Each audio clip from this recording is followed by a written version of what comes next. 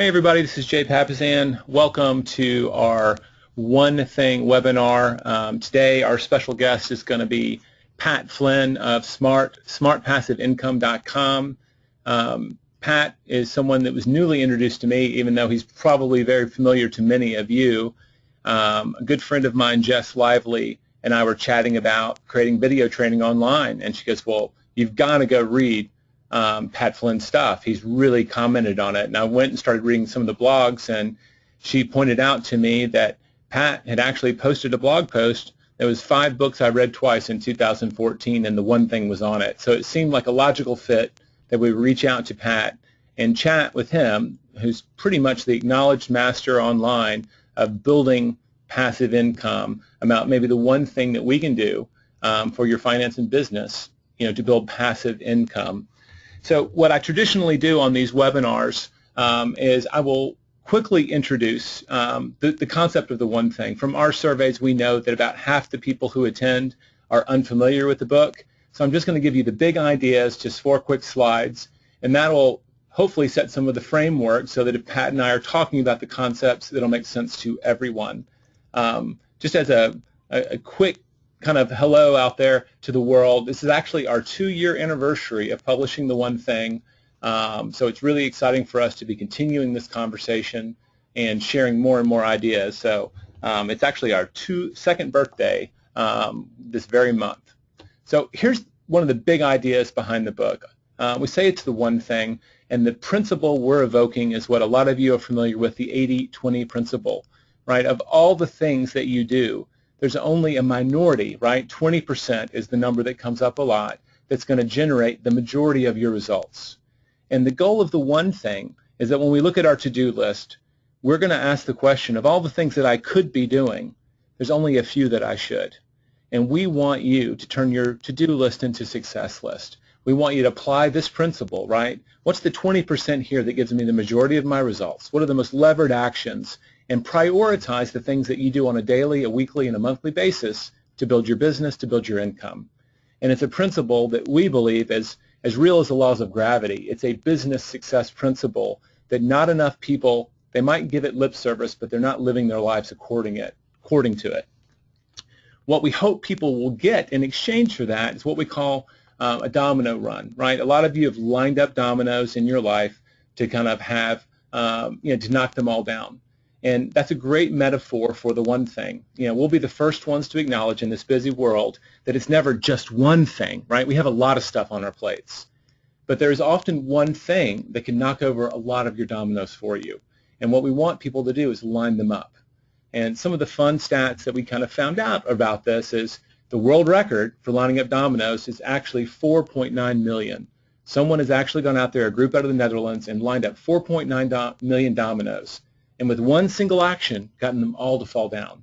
It's like all that stored kinetic energy just because they were being purposeful about how they went about it. And what's kind of even cooler is we found an article in the American Journal of Physics that a 2-inch domino can actually knock over a 3-inch domino. And a 3-inch domino can knock over a 4.5-inch domino. Can actually knock over a domino that's 50% larger. And the physicist Lauren Whitehead, who demonstrated this, actually built dominoes that were, I think, 8 deep, and the smallest one was 2 inches, and the biggest one was larger than a door. And he said what began with a gentle tick ended with a large bang. Well, we just asked the question, how big of a domino run is possible, right? It's called a geometric progression. And what starts small can end a lot bigger than we can imagine. If you took those 2-inch dominoes and started that progression, by the 18th one, it would be larger than the Tower of Pisa. By the 23rd, it would be over the Eiffel Tower. And this kind of staggers the imagination, but 31 dominoes into it, what started with 2-inch domino, the largest domino that would be knocked over would be 3,000 feet above Everest. And just a dozen or so more at 57, the largest domino would reach almost all the way to the moon. What I like to point out when people see this image in the book is that shape. It looks like a hockey stick on its side. In all of our research over 5 years, this is often the shape of big success. It starts small. It doesn't even always seem significant. But when people keep doing the right things over time, it can grow at a geometric progression. And that's how people can start with, and frankly, in this world, think about compound interest. just a little bit of money in the beginning can create a lot of passive income down the line. So the focus of the book, where we take this intellectual idea and try to take it into reality, is that one of the things that we discovered is that unlike where a lot of people will tell you it takes 21 days to form a habit, the actual science behind it says it takes about 66. It takes about 3 times as long as most people believe. And our job in the book was hopefully helping people, one, identify their one thing. And what we believe the most successful people do is then they take that one thing and they make it a habit, right? Instead of having to work every day and focus on doing it, when you work and build a habit, right, we think it takes about 66 days on average, then that habit starts working for you. It now becomes ingrained, right? A lot of people out there who talk about financial wealth building will tell you that your financial habits will build your wealth more than anything that you consciously do. One single investment, that these habits can shape our lives. So I'm hopeful today that when we chat with Pat, I hope you'll be listening like I will, and I'll try to call attention to them for some passive income building habits, like maybe a way of you looking at the world or things that we can do that we can add to our disciplines so that we can live a bigger life and make it the habit that's driving things for us. One of my favorite pages in the book is page 114, where we identify all the areas that we want to ask the focusing question. What's the one thing I can do such that by doing it, everything else will be easier and necessary, right? That's our lever. That's how we identify our one thing. Well, today we're going to be talking about the area of finances. What's funny, I was thinking about this and preparing for our talk, and I looked at a book that Gary and I wrote with our old partner Dave Jinks called The Millionaire Real Estate Investor. And in the preface, we actually defined financial wealth as the unearned income to finance your life mission without having to work. And that's something that I really committed to memory, and it was something that I really worked for with my wife and I to build passive income to fuel our vision for our future. And we set goals around it. And I hope that when you're listening to this webinar, you'll hopefully be inspired to have a vision for your future, what financial freedom, what financial wealth means to you, and say, you know what would it take for me to build the unearned income, the passive income, to completely fund that vision of my future? And I think the people who do that live really amazing lives of no regret. So without further ado, I would like to introduce Pat Flynn. If you're not familiar with him, Pat is a thought leader in the areas of online entrepreneurship, digital marketing, and lifestyle businesses. He is routinely celebrated for his transparent leadership style and authentic principles.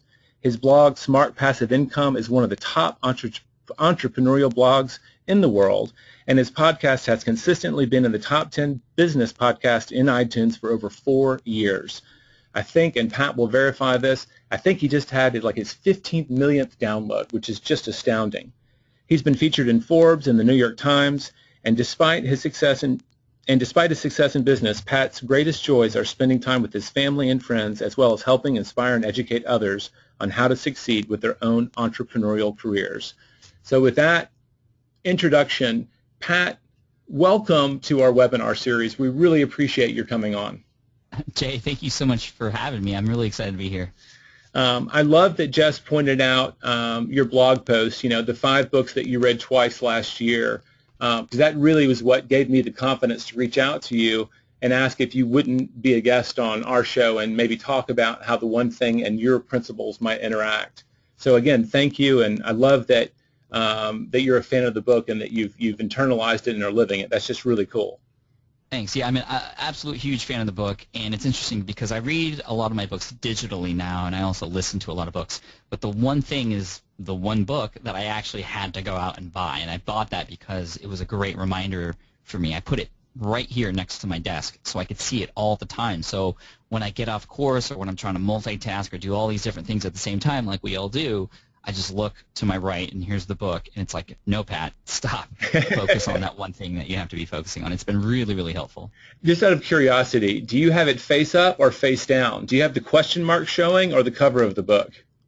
No, I have the cover of the book showing, and it's kind of standing on its end. Okay. It was funny. I saw a video with Tim Ferriss in his living room, and in the background was his desk, and he had the book sitting on his desk with the question mark facing his computer screen.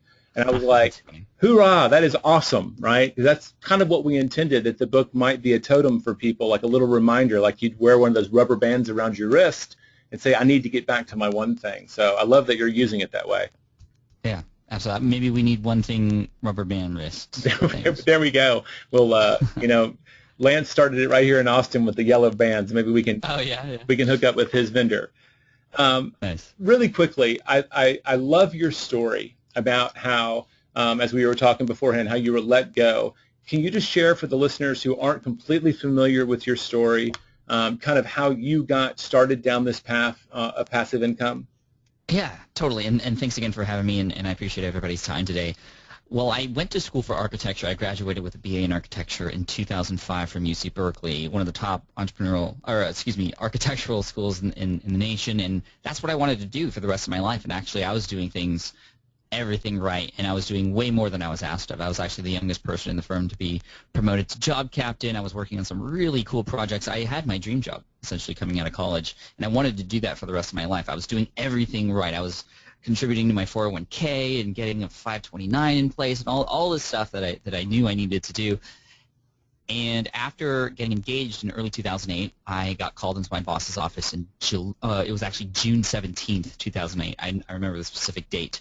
And my boss calls me into his office. He goes, Pat, you are one of the youngest, brightest guys we know. Unfortunately, we have to let you go. And I was like, what? Like, how could you say that and then follow it up with that? Like, that doesn't make any sense to me. And it was a crushing blow to me. And the first thing I did when I got back to my desk was call every single architectural firm I knew, every sort of contractor that we've worked with, all my friends back in architecture school, to try and get back into that business, because that's all I knew. That's all I had, and that was what I thought was a secure plan for the rest of my life, but it didn't work out that way. Now, luckily, I had a few months of a buffer period before they let me go, because I had some clients they couldn't just let me go from. And I ended up moving back home with my parents to save money for the wedding, and so did my fiance at the time as well. And I actually took the train from San Diego to Irvine, which is a 2-hour train ride every day, just to go back to work to make those few extra bucks that I could until my termination date. And it was on that train ride, actually, one day I discovered a podcast called Internet Business Mastery. And on that show, there was a success story of a guy telling his story about how he built a 6-figure business teaching people how to pass the project management exam, or the PM exam. And that was my big aha moment, because I had actually passed this exam in the architecture industry that was really difficult. And it took me over a year and a half to study for it. And actually, to help me study for it, I built a blog to essentially keep track of my notes and to be able to easily share those notes with a couple of my coworkers. Well, earlier that year, I passed that exam, didn't have any more need for this site anymore. But as soon as I heard this story, I was like, wow, maybe I can take this site that I had and turn it into a business and help other people. I don't know. I have nothing else to lose, but let me see what happens. And I ended up putting a traffic analytical tool on the site to see how much traffic I was eventually going to get. And I found that the very next day, once a day of traffic registered on the site, I had about 5,000 or 6,000 people already visiting that site every single day. And I had no idea how or why that was happening. It actually scared me to death at first, because I was like, well, what if my stuff isn't good enough? But what ended up happening was, because I had that there for so long and I was studying for so long, Google actually found my website and started to post it really high for certain keywords. People found it. It became this sort of underground, study tool where nobody knew who created it, but it was me, and it was crazy. And when I opened up the comments, people started asking questions. I didn't know all the answers to them. To them, I was seen as the expert, because I was the person posting about those things. And to make a long story short, in October of 2008, I published a study guide that I put together largely based off of the content that was already on the site. And in that first month, October 2008, after monetizing, I had generated $7,908.55 from a $19.99 ebook. And the cool thing about that, and the way I structured it and the way I delivered it, was it actually was just an ebook. It was not a physical book. I took a lot of inspiration from Tim Ferriss and the 4-Hour Work Week and being able to have things be automated and work for you.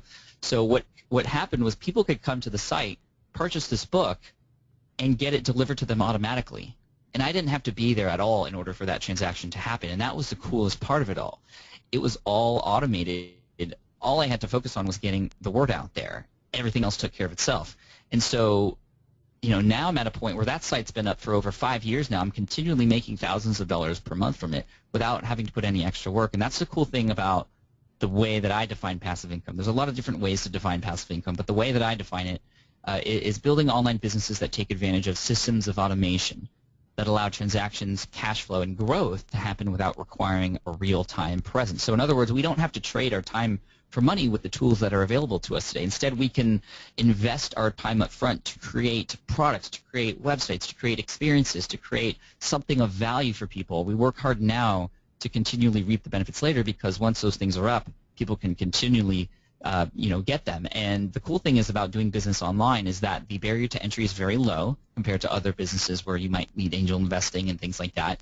I mean, when I started, it was just $4.95 a month for web hosting, and I just started posting content. And then people found it and then purchased my products after that. Now, of course, there was a lot of time involved in building that audience and getting onto Google and creating that product, but it was just amazing how it all kind of worked out.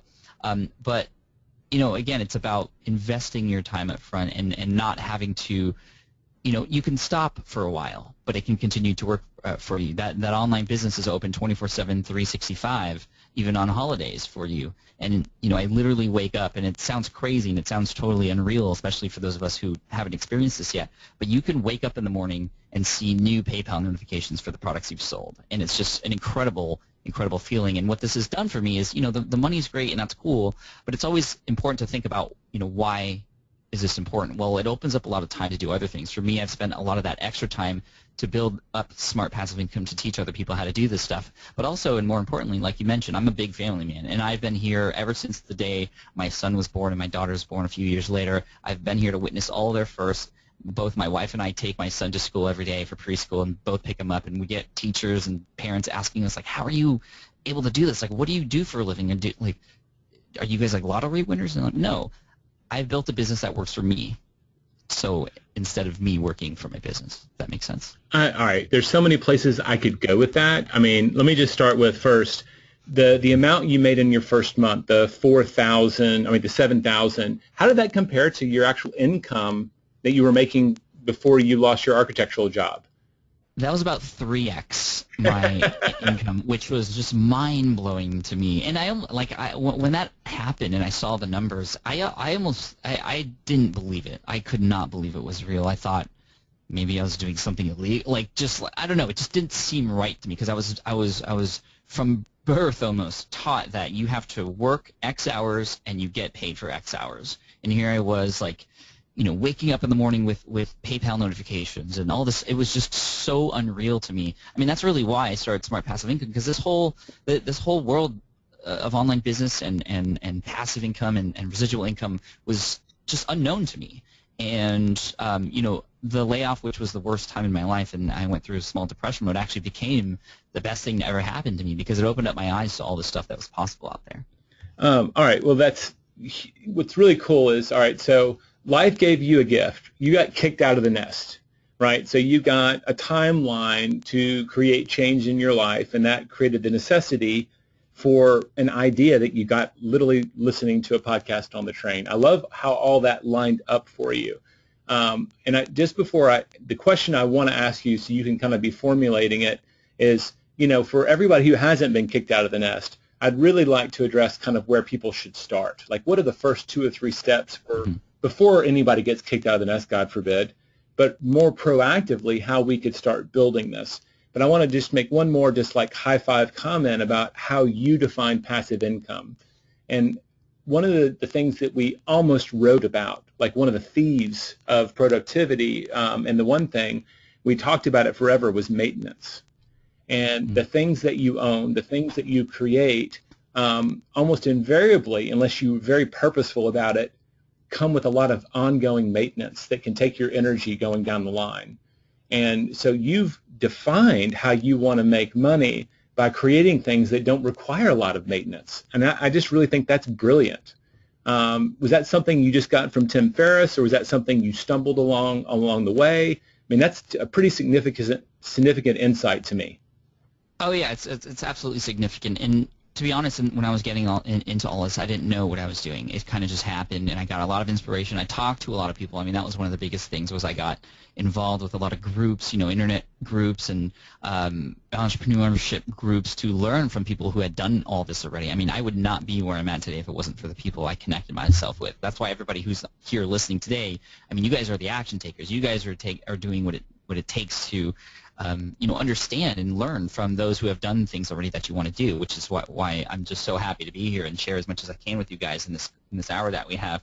But yeah, it just sort of happened, and it was very, very new. Again, it was still in the beginning. I just didn't believe it could happen. I mean, that resistance always comes into play. Even today, when I try something new, there's that fear, before you do something, and that's human nature. But I've learned over time that fear, that resistance, and this is coming from Stephen Pressfield from The Art of War, or The War of Art. Excuse me, not The Art of War is Sun Tzu. Yes. The War of Art is Stephen Pressfield, which is an amazing book that talks about kind of how to battle this resistance that's in our head.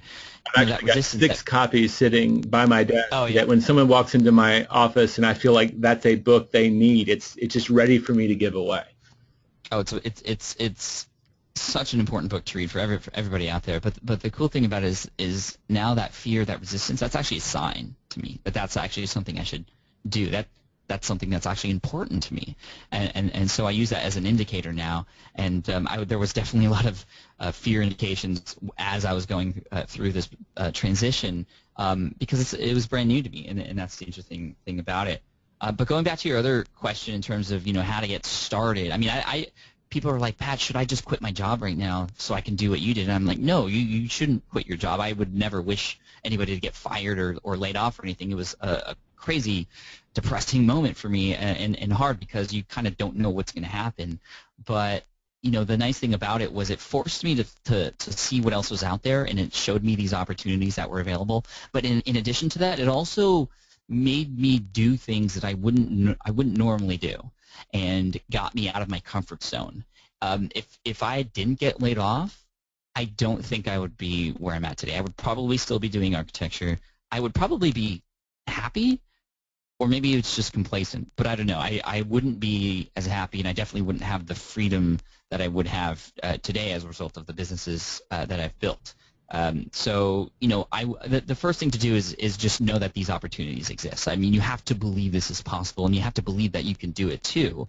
I mean, if Henry Ford said, whether you think you can or you can't, you're right. I mean, the mindset that goes along with success, I mean, that's the most important thing. I mean, there are strategies and there are formulas and blueprints and workflows and things you can do, yes, but before any of that, you have to know that you can do it, or that at least you will figure it out and do what it takes to make sure it happens. I mean, that's the most important thing. And so whenever I get into a conversation with somebody who wants to get started with any of this stuff, it's not about, okay, here's what you should do or here's the target market. No, it's about what's in the brain and what do you want out of this, what's in your head, and also what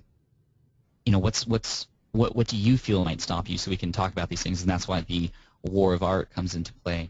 So that's definitely the first thing. And again, you can do things on the side as well. A lot of people create their businesses on the side, or they do it to test certain things before quitting and letting go. I mean, there are a lot of people out there who have extremely successful businesses, 6-figure businesses, who also are working a 9-to-5 job because, well, for whatever reason, they love what they do, or maybe it's for some of the other benefits that come along with what they do in the corporate world, healthcare and that sort of thing, and that's a whole other topic. But whatever the case may be, you have to understand that it can be done, and that it doesn't have to be an all-out decision. There's a great book called Decisive by Chip and Dan Heath, two of my other favorite authors besides you and Gary, who have a number of books, Made to Stick and Decisive. And the Decisive is a great one because they talk about the fact that a lot of us as humans, we want to go to the extremes with our decisions. If we're going to start an online business, we have to quit and go all out with it, or not start at all. Right. No, you can start on the side, and that's the cool thing. And again, it doesn't take much investment up front to do that. It does take investment in time, but not necessarily money. But there are, like you say in the book all the time, there are some things you can do up front before you even get started to think about and prioritize the actions that you need to take, so you can do the 20% that gives you 80% of the results. Well, all right, so we almost always begin with mindset with all of our work, because we know that until you kind of get the bad thoughts out and the good thoughts in, it's really hard to take productive action. So I can't agree with you more about the first step. So if y'all are taking notes out there, clearly mindset is where it begins. And I'll just make a quick comment. We lost the screen for some reason. And this is an opportunity for me just to do a little midstream housekeeping, which I normally do. Folks, if you have questions, please enter them into the questions box as we're talking. We will save time at the end of this to answer your specific questions. We really look forward to that. Apologize for the brief technical glitch. And also, Pat, I just want to call attention on the screen right now is a webinar, a free webinar, if they want to take the next step with you, so that they can find out more about what you're doing, right? So the smartpassiveincome.com mastermind webinar. Do you want to just say a quick word about that, and then we'll get back to step 2? Yeah, sure. And again, thank you for letting me share that. For everybody out there, Jay asked me, well, is there something you want to share with everybody in terms of something you're doing right now? And this is actually happening later today. There are 2 webinars, one mainly for people in the U.S. and others on the other side of the world that we're doing in the early morning here in the U.S. But mastermind groups have, and I've already alluded to this, have been incredibly important to my success. Getting involved with other people in a formalized manner, creating a friendly alliance with people who you can share goals with and get brutally honest advice from, and also help you hold yourself accountable. And so we're doing a webinar today on how to structure a mastermind group, how to find people, and things like that. So thank you again for letting me share that. That happens today. There will be a replay, but sign up to get that link. And again, it's totally free. What's great about that, and timely, when you shared that was what you wanted to do, it made really a lot of sense, because when my wife Wendy and I started, we were working on the Millionaire Real Estate Investor. And like you, I had set out down the corporate path to be employed. And my ambition was to be a C-level, leader and all of that. And my eyes were opened by these people through real estate who had built all this passive income and had this financial wealth or financial freedom. And the first thing that we decided to do as a part of changing our mindset and educating ourselves is every time we would meet with friends, we would ask, does anybody here invest in residential real estate? I mean, my wife would kick me under the table if I didn't ask by the end of our drinks or whatever. And I was shocked. Like, my wife worked in marketing at the Texas state government, and that's the last place I would think to find a bunch of real estate investors. But, oh, yeah, I had a condo when I went to UT, and I kept it as a rental. It's one of the best investment properties. It was just a story that kept playing, and I kept being surprised. There were all these people that were like superheroes, like in their alter egos, walking around me that were actually earning all this passive income on the side that I never suspected. And what we ended up doing is we started having millionaire meals once a month. We would invite people in our network, just friends who wanted to walk down this path, and we formed kind of our own little unofficial mastermind. That was one of the ways that we started walking down this path, and it kind of was a security blanket. Not only did we learn from them and help them, but it was also kind of like the pack. Like, you had security in numbers. So it's a really great idea, whether you do it formally or informally, to kind of build your little mini network of people who can help you, and you can help them. Right. And I'm in 3 different groups, 2 that meet weekly and 1 that meet monthly. And it's just it's such an important thing to me. Like, it's right under my family in terms of how high I prioritize my mastermind groups. So, I mean, I don't want to talk more about my stuff. I want to be here to provide value for you guys. So if you want more for that, smartpassiveincome.com/mastermind-webinar. But going back to the content really quick, I just want to mention, because you mentioned maintenance earlier. Yeah. And, I have a number of different businesses that all run passively, but I do want to say and be honest with everybody, nothing is 100% hands-off. Right. I mean, you can't just build something and then let it go forever. The nice thing about it is you can walk away from time to time, and a lot of times you can walk away for a very long time. You can take what Tim Ferriss calls these mini retirements. Instead of waiting until you're 65 to then retire, you wait till the end of the year after a big launch and then take a month or 2 off, and that's kind of the idea here. Nothing is 100% hands-off. And I just want that, even with other forms of passive income, not just online business, with investing in the market, you still have to, keep your portfolio up to date and make sure you're good with how the market's running and all that stuff. Even with real estate, I mean, you still have people to manage who are going to be managing your properties and those sorts of things. So nothing is 100% hands-off. This isn't some, romanticized thing where you can just build something and forever it's going to give you income. No, but for a long time it can, and you can put as much effort into it as you want later on to increase that income, or you can spend time away from that business if you want, and it can continue to keep running for you over time. So I just wanted to make sure that was out there for everybody. No, I think that's great, and that's good candor, because I get a little irritated when I read the books and it's oversold. I think wherever your money is, you need to be there at some level, because that is where your wealth is coming from. And I get that there's this spectrum from close to maintenance free to high maintenance. And I think that a lot of us are still in the world of I do it or we do it and not they do it or it does it. And it's a mental change to start thinking of how to create systems and businesses that don't require all of your personal time. I mean, that's almost where all of us start. Like, you were excelling personally, and we just lost the screen again. I'm going to bring it back. That's right. But I thank you for sharing that. So if we were going to step beyond mindset, what would be the next step? Like, we've got the mindset, we're ready for this thing. What's the next step for folks? Well, a lot of times it's just taking a deeper look into things that already exist that, people that can discover, okay, what can be more convenient, or if there might be something that you do all over and over again that you hate doing. Well, how can you think about that in terms of, okay, how can you provide a solution for it? I mean, really, entrepreneurship and building an online business that works and that you can be proud of is all about building a solution to some kind of problem or inconvenience. That's truly what that comes down to. That's it.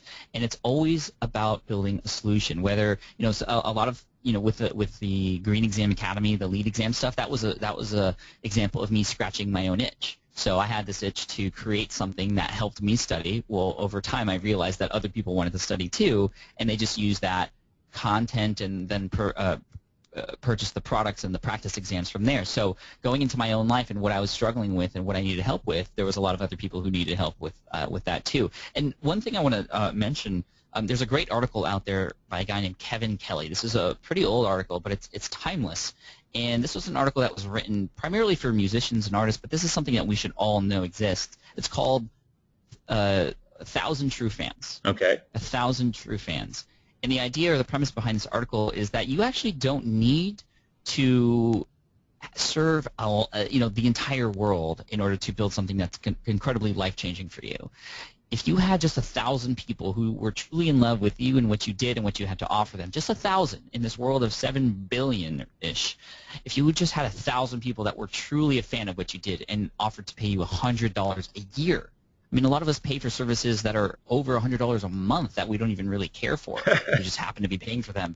$100 a year from these raving fans. If you had 1,000 of those people, that's already a six-figure business right there. That's your six-figure income, $100,000. So, I mean, that brings to light and kind of shrinks it down for people. You don't need to create something that changes necessarily the entire world. You don't need to create the next Excel or the next Tesla or the next – I mean, those are great, but those are extremely hard to do, and those are very time-consuming and also take a lot of investment up front to do those types of things. If you can niche down and find a market that has a specific problem that you can then provide a solution for, maybe based off of your experience or the research that you do, or maybe the collating of certain content that's already out there to make it very convenient for that particular crowd.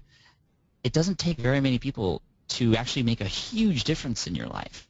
I mean, even $1,000 a month, a tenth of what we just talked about, can make a dramatic change in a person's life. So a lot of people struggle when they try to build a business because they want to build a business for everybody. But if you build a business for everybody, you build a business for nobody. You need to be incredibly niche down and specific. I mean, this exam that I took, that I built this website for, the lead exam, a lot of you probably never even heard of that. But there's a lot of people who that is what they are focusing on right now, and you can be your hero. You can be the hero to them. You can be the expert that they all talk about. And when you niche down, even though there's less people, it's much easier to stand out. It's much easier for people to remember you, and it's much easier to talk to those people in their specific language. And that's one of the secrets of building a successful business, is really niching down, but understanding, okay, what do those people need help with truly? And the only way to really understand that is not to guess. A lot of us guess. And yes, we live in this online world where we can create things, but then a lot of people think that we're in this field of dreams situation where if you build it, they will come. But no, you have to understand what to build first and who to build it for first.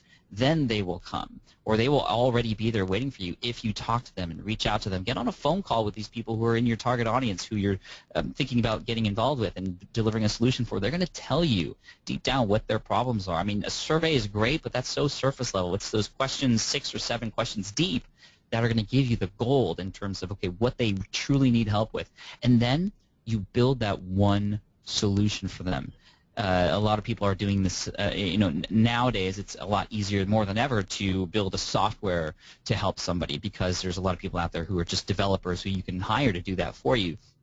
So I actually have an episode of my podcast, which is the most downloaded podcast. It's episode 46 with Dane Maxwell. He talks about building a business with no money, with no ideas, and no expertise. So he goes out there and he calls different small businesses and literally asks them, what's something you do all the time that you hate doing? Or if you had a magic wand and can change something in your business today, what would it be? And those answers that he gets back are exactly the solutions that he builds. And then he builds one at a time. And then the other problem is, okay, trying to put too much into that solution. So you think about a software and you talk to this, maybe you talk to a company who does building inspections, and this was actually an example from the podcast. So the solution that he built was an iPad application to have these building inspectors take pictures of certain things and then write little notes of them, instead of taking pictures with their digital camera and then having to offload them onto their computer and then print them out and then write notes about them. Again, you can see how this one small thing can make a huge difference. People pay him $200-300 a month to get access to this app. And it's amazing, kind of just, he only needs a few customers to make an incredibly big difference in his life. But the problem that I was alluding to is the fact that too many people want to add every solution into that one thing.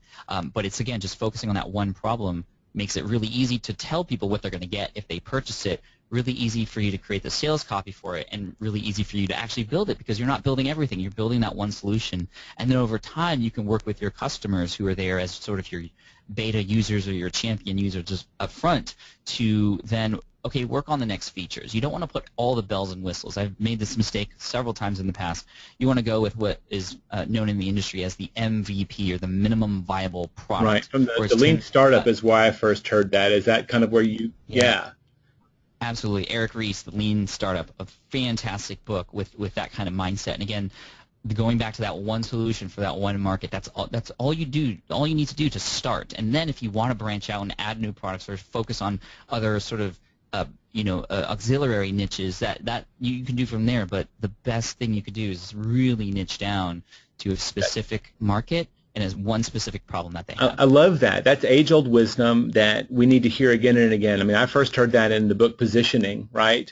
Go and find a market that's so small that you can be number one in it, was the way I first heard it. And that's the way Gary Keller has built Keller Williams. He was first number one in Austin, then Texas, before he ever expanded out. Just trying to dominate a niche and then work from there. And it's kind of a mantra in the one thing. You can think big, but we want you to start small and perfect it as you go. One of a case example of what you're just saying, like, people are staring these opportunities in the face all the time, and because they think it's too small, or maybe they think it's not for them, they miss it. I got to meet an Olympic gold medal swimmer, a guy named Charlie Huchin, and he had done a startup, and get this, it was around swimming tournaments. He said, you go to these kids' tournaments, and it's like all these parents with stopwatches and clipboards, and they're physically trying to time when people touch the rail. They average the times, they write it down, someone then has to type it all in, and he's like, everybody has a stopwatch on their iPhone. Couldn't we just make this an app? And he's built a whole business around a solution to how to manage a swimming tournament. And I was like, I love it. It's just this tiny, tiny niche, but there's an opportunity there if we see it. Right, and there was an episode of Startup with Alex Bloomberg where he interviewed somebody who had just created a Spanish version of the Bible, but because that didn't exist and people were asking for it, and he created an app that did that. Now, it doesn't have to be an app necessarily, but the App Store makes it easy to sort of access people who are looking for things, which is why it's a common solution for software now for people who have a problem. But that's pretty cool. Now, another thing that stops people when they get this idea and then they do some research on it and they see that somebody else is already doing it, and then they stop because they're like, I'm too late. Well.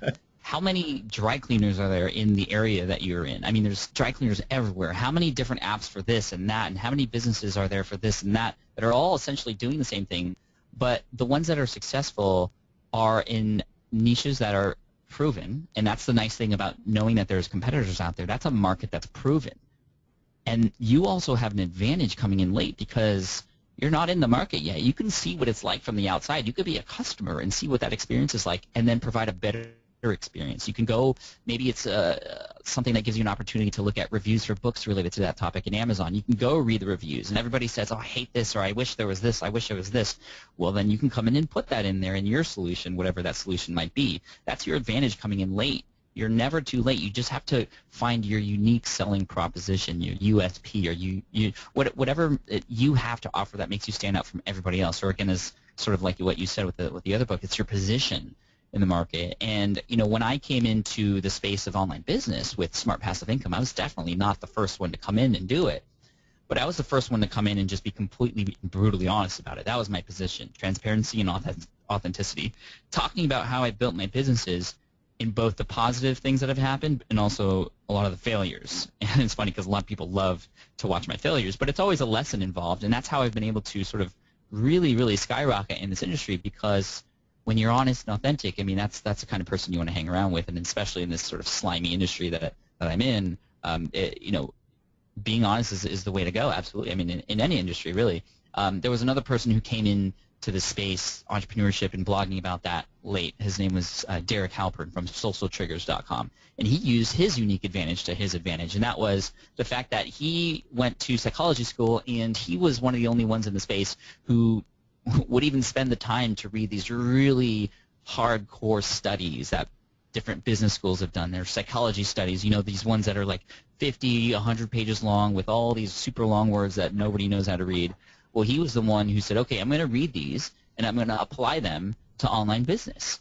And I'm going to use them and cite them and show people how to do things based off of these studies, because they can't argue against those things. And he just crushed it when he came online as the person who is talking about online business, but the one who talks about the psychology of it, and he uses specific case studies. So again, there's an infinite number of flavors, right? I mean, it's just about your creativity and your special talents that you could bring to the game. I mean, I love the point, right, that just because someone's there doesn't mean it's closed to you. You just got to come at it from your angle. Right, and inventing something completely new can be scary. Yeah. And you don't necessarily want to do that. It's take something that's already there and make it better. I mean, Segway wanted to reinvent how we all walk, and now the only place I see those things are, in the boardwalk for tours. The occasional security guard, like in a mall, but that's about it. Yeah, you're right. Right. Paul Blart or whatever his name is. Well, we need to probably transition to some of the questions. Everybody's been loading up our queue with questions. So I've got in my notes that it starts with mindset, build a solution. That lines up absolutely with everything I've learned in real estate investing. The people who get paid the most are solving the biggest problems. So identify the problems that are there to be solved, and no niche too small. Is there anything else we need to add to that so people have a good foundation to take away from this? Yeah, I mean, expect to fail, expect to make the mistakes. I mean, that's, again, once you get started, you're going to be met with roadblocks. I mean, if this was easy, everybody would be doing it. But also, I feel it's sort of like the universe's way of testing you to make sure that this is something you actually want. They make it hard on purpose, because only the people who can fight through it are the ones who actually deserve the success. So, expect to fail, but also get up and keep going, because if you keep falling forward, at least you're moving forward, right? You just get up, keep falling forward, and do it again and again and again. True failure is failing and giving up, or not learning from your mistakes. And who was it? Albert Einstein that said true insanity is doing the same thing over and over and over again and expecting different results, right, or something like that. So learn from your mistakes and keep going, and then also collaborate. I don't see people in the same spaces that I'm in as competitors. I see them as companions or potential partners, where you can guest post on their site, or you can help them with a JV partnership, and you can promote their product and they'll promote yours, and that sort of thing. I mean, a lot of the success that I've had has been a result of the relationships I've built with people in the exact same space I'm in, and you can both grow together instead of against each other. And so keeping those things in mind and are going to help you. It's hard to get specific, Jay, with like, okay, here's step one. I mean, there are certain things you could do, like keyword research on Google to see, okay, how many people are typing in certain keywords, and then, kind of putting a score onto that. It's hard to be specific, like, okay, here's the market that you should get into right now. And I mean, the best way to do it is based off of your experience and based off of, that open mind and those open ears that you have when you talk to people, or you just live your daily life and see what could be done more conveniently. I mean, you think about everything that's around us. I mean, I think it was Steve Jobs who said everything was created by somebody just like you. So there's opportunities out there all the time, and you just have to keep your eyes open and know that it's going to be a struggle, but that's part of the fun. I mean, just have fun with it too. That's the cool thing about it. I think that's a big reason that, and you said it, that you've gotten that feedback, that you've been transparent. You've shared your failures as well as your successes, and I can't tell you anyone of the millionaires that we've interviewed, the business owners, that hasn't been really authentic with us when we really get underneath everything and just say, look, my business as a success was just a succession of failures we overcame. And I don't know why it gets sold differently, but walking into it, understanding that setbacks are going to happen, and you just have to keep going. I think that's great wisdom, because a lot of people stop just short of the success line, right? They're actually on the brink of being successful and get discouraged. So keep your chin up. I love that. Well, do you want to turn it over and answer some questions from our audience, Pat? Yeah, I want to help out as much as possible. All right, I'm going to introduce Ian, who is helping me on this side. He's been monitoring the questions, and so he's going to ask on a few of our listeners' behalf. Thanks, Jay.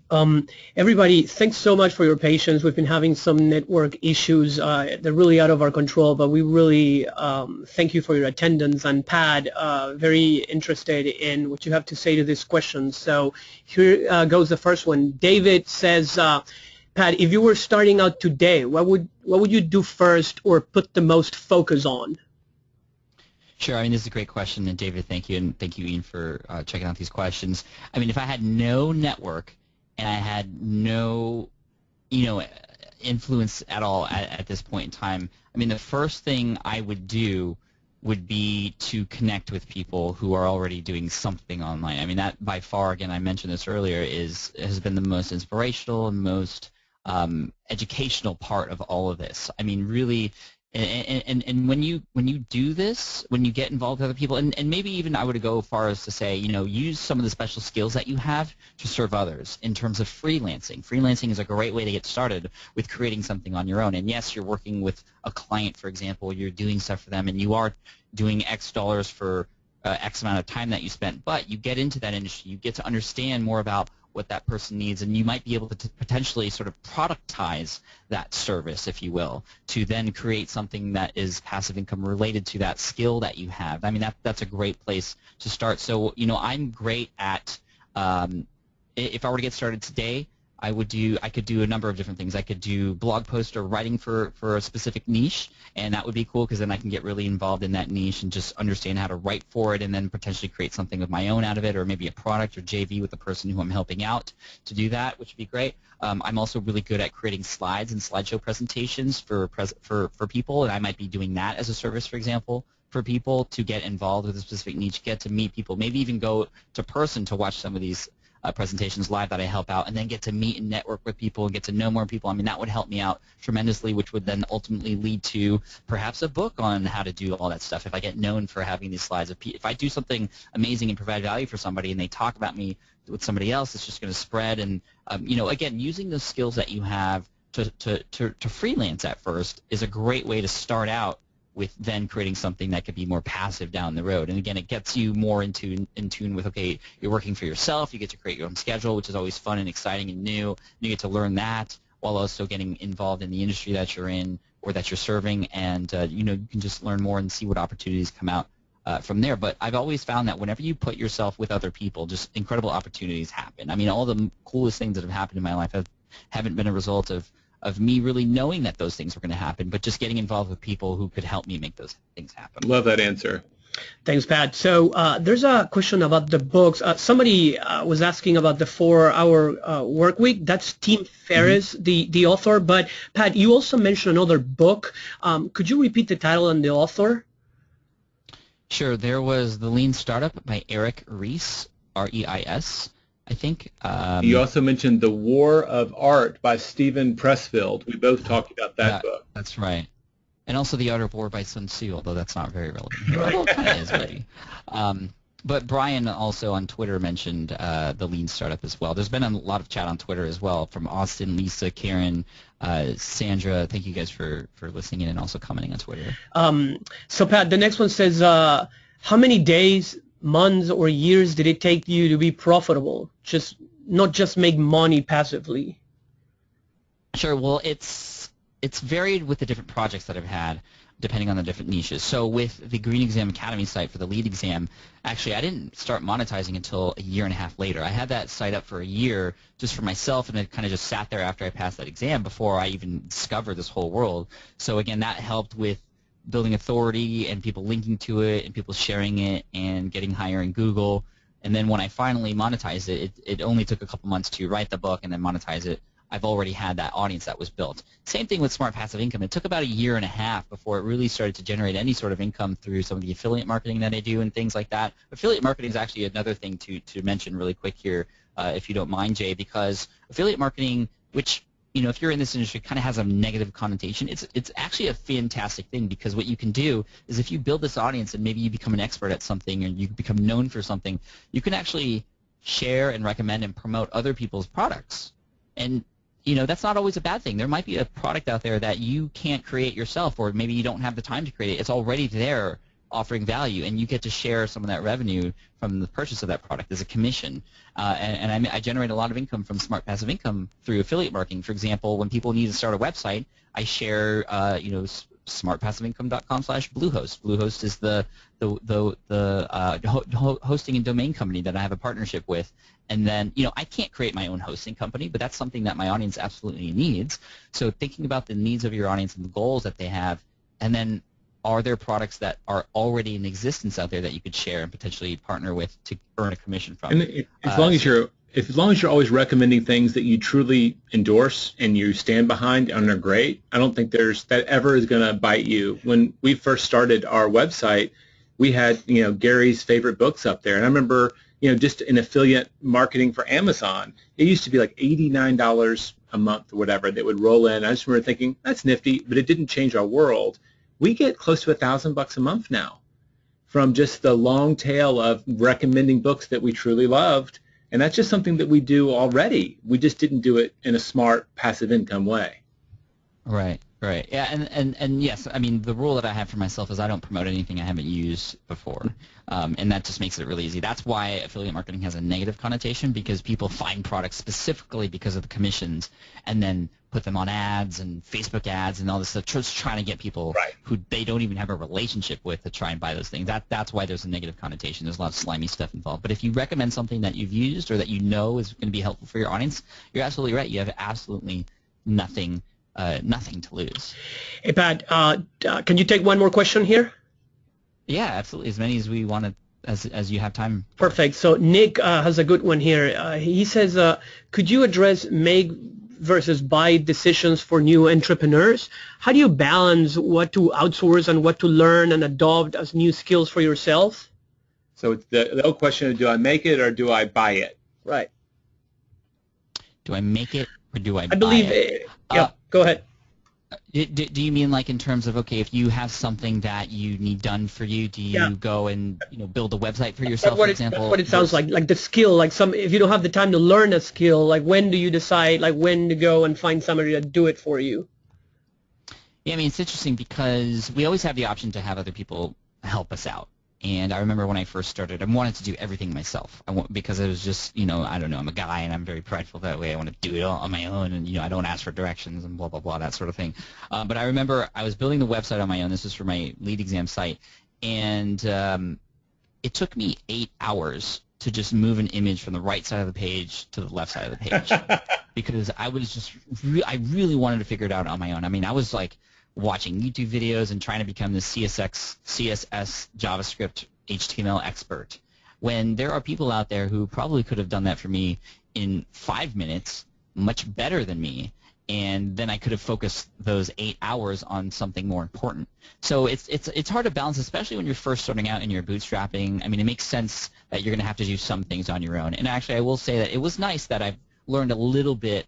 I mean, I'm not an expert by any means in terms of coding and any of that stuff, but I kind of understand a little bit about how that works, and that's nice because then I can do a few things on my own that might take some time to let somebody else know that I need done. But also I've known now that I've grown and have built more businesses that my time is valuable, and there are people out there who can do things much better and faster than me, and some things that are out there I don't even take the time to learn. I learn about them and I kind of get an understanding of the concepts just so I know kind of the language to use. But a lot of the things out there I don't do because I have other more important things to do, and you need to think about where you need your time to be spent. So lately now that I have some income coming in, I've been building a team to help with a lot of things that I wouldn't be able to do on my own, or I'm now able to do things much faster. But again, if you're just starting out, what I would recommend is to write down everything you're doing or you need done, and pick one or two of those things that could potentially be done by somebody else, whether they are a friend or somebody in your network, or maybe you could hire somebody on a site like elance.com, elance.com, where you can post a job and then people will actually kind of bid to see if they can win you as a client. And that's pretty cool. There's also one for even smaller jobs called Fiverr.com, Fiverr.com, where everything's $5. Now, be careful there. You do get what you pay for sometimes, but if it's a small thing you need done, like a little graphic element, try it on Fiverr.com instead of doing it on your own. Start out small with outsourcing. You're going to see just how much time you're actually saving and how worth it is to do it sometimes. But again, it's important to understand, okay, what are those things that you need done by other people? There's a great book out there by my buddy Chris Ducker called Virtual Freedom, and he talks about this thing called the 3 list of freedom. And this is an exercise you do in the book, and I'll give it to you really quick because this is highly valuable.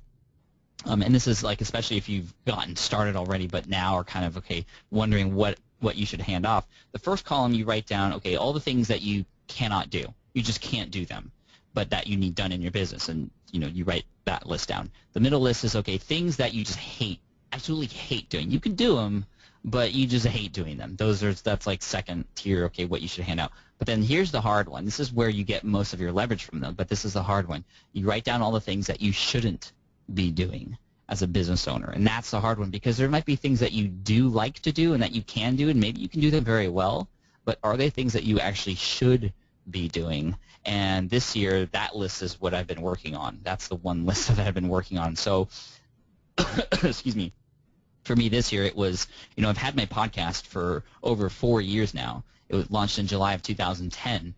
Just this past year, I finally let somebody else edit those shows for me, and it's been such an amazing experience to see, because it's opened up 3 hours a week for me. 3 hours times 52 weeks, I mean, that's 156 hours during the year, which is huge, that I'm now devoting to. I mean, a lot of that time is now devoted to my family, So it's incredible just how much, especially those little things like that, which editing, and I love to do that, those things add up over time, especially if it's a repetitive thing that you do over and over again. What's great about that is a lot of times you surprise yourself. Entrepreneurs are willing to do it all. That's one of the things that distinguishes them. It doesn't mean that they're the best person to do them all. And a lot of those things that are the last things that you give up, you're kind of, the humbling thing is that you find out that there are people out there that will do it. They actually love it more than you do, and they're better than you. So you get the time back and you get a better quality product. So that's a great example that I've experienced personally as well. Mm-hmm.